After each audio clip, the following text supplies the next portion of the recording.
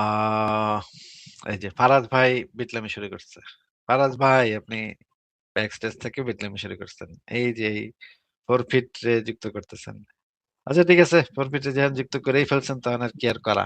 কেন আমি ভাই, কিছু একজন করার একজন ভদ্রলোক আপনার সাথে যুক্ত হওয়ার জন্য সেই কালকে থেকে লাইন ধরে দাঁড়ায় আছে, আপনি একটু সুযোগ দিবেন না? কালকে সেটাই মানে কত ফারাজ, লাইন ধন্যবাদ থেকে ভাইয়া। তো তুমি তো আমার কথা রাখলা তাহলে অবশেষে, না?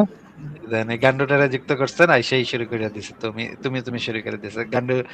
গান্ডুর বাচ্চাগুলোরে লাথের উপরে রাখন লাগে, এটা আমি বলছি ফারাজ ভাই আপনারে। আপনার তো দয়ার শরীর।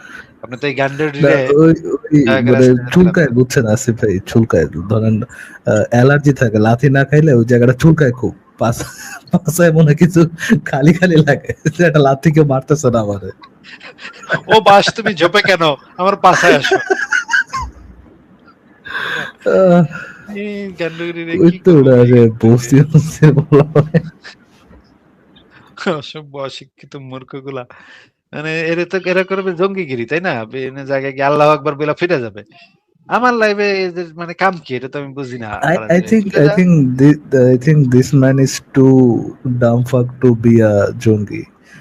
I don't think সে একটা জঙ্গি আছে। I think মানে ওই যে মাহবুবুল আলমের মতো বোধাই। শেখ মাহবুবুল আলমের কথা মনে আছে আসিফ ভাই? মাহবুব যে, শেখ মাহবুব, হ্যাঁ হ্যাঁ, সেই হ্যাঁ যে হ্যাঁ, ওই কি যে ভাই ওটার বুদ্ধি, মতো বোধাই আর কি। হ্যাঁ। কি যে বুদ্ধি ভাই। সে বলে যে একবার আমারে বুঝাইতেছে যে সালমান খান যদি এসে আপনার 6 বছরের মেয়েরে বিয়ে করতে চায়, আপনি তো ঠিকই বিয়ে দিবেন। আমারে না কারে হ্যাঁ? সেটা খেয়াল নাই।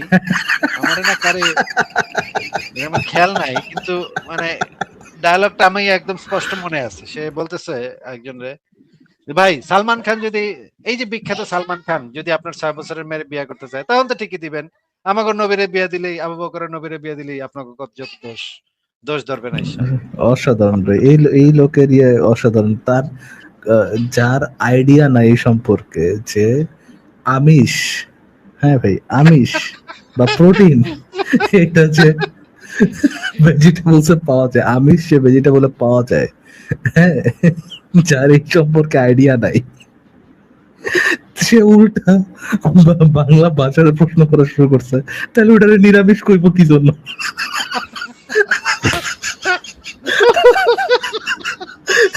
তোর সবজিতে যদি আমিষ থাকেই, তাহলে ওটারে নিরামিষ করবো কেন?